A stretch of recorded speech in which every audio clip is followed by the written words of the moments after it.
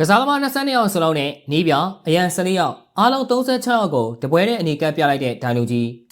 ပရိသတ်များလုံးပဲမင်္ဂလာပါ Agri Sports ဆောင်ကနေပြန်လည်ကြိုလိုက်ပါတယ်ဘောလုံးဝဲတစ်ဝဲမှာအနီကပ်တကပ်ပြရင်ပွဲကျန်တယ်လို့ပြောကြတယ်နှစ်ကပ်3ကပ်လောက်ဆိုရင်ပွဲပြက်ပြီလို့ပြောကြတယ်ဒါပေမဲ့အာဂျင်တီးနားကဒီပွဲမှာတော့ဒိုင်လူကြီးကအနီကပ်ကိုမုတ်ဝေတယ်လို့ဝေလိုက်တာဖြစ်တဲ့အတွက်ဘောလုံးပွဲလားဂန်စတာရုပ်ရှင်ရိုက်နေကြလားလို့တော့မေကုန်းထုတ်ရမယ့်အခြေအနေပါပဲ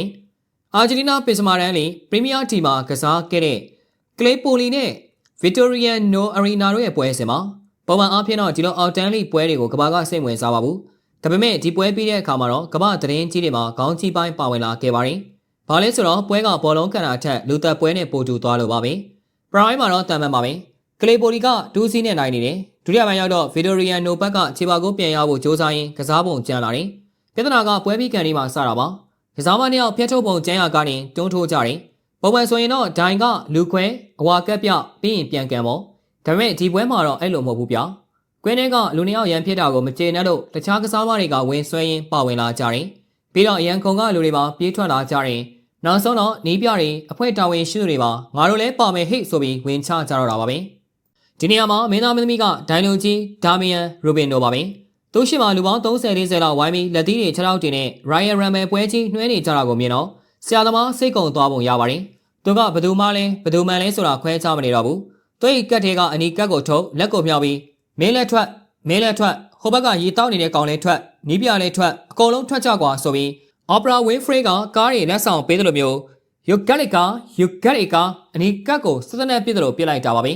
ဒါလို့ကြည့်ရပြီးတော့ကြောင်ကွင်းထဲမှာတော့ငါကဆရာကြီးဆိုပြီးလက်မထောင်ရင်ကော်ပြီးအဝေးလဲကန်းနဲ့ဝင်လာပါတယ်တကားကိုပေးလိုက်တဲ့အချိန်မှာတော့အပြင်ကစုံညံတန်းတွေတိတ်သွားပြီးအဲ့ဒီတိတ်ဆိတ်မှုကသူ့တက်အောင်ဝဲလို့ခံစားလိုက်ရတာပေါ့သူထိုင်ကုန်ပေါ်ကိုပြစ်လဲချလိုက်တယ်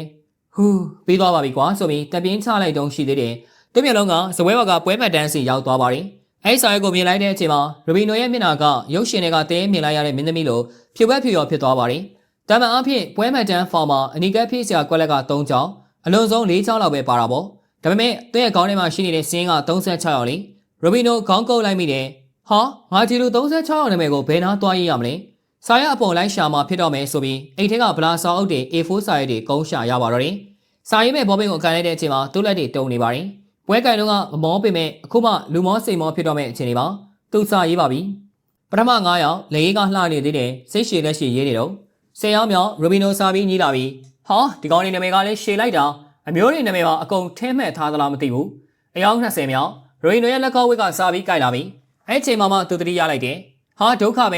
ဲငါလက်ကိုနှိမ့်နေပေးမယ်ရေခဲကပ်ပေးမယ်ဟိုဘက်အတင်းကဆရာဝန်ကိုပါငါအနီကပ်ပြပြီးမောင်းထုတ်လိုက်မိပြီပဲအခုတော့ငါလက်ငါပဲနှိမ့်နေရတော့မယ်ဆိုပြီးနောင်လာတွေရလာတယ်အယောက်30မြောက်ဒီချိန်မှာတော့ရိုဘီနိုစိမ့်လွန်နေပါပြီဘသူနာမည်ကိုရေးနေမှန်းတော့သတိမထားမိတော့ပါဘူးမောင်ဖြူမောင်မင်းမောင်လဥပဒေါ်မြောက်တွေးတဲ့နာမည်အကုန်ရှောင်ရေးကွာဆိုပြီးဖြစ်သွားမတက်ပါဘူ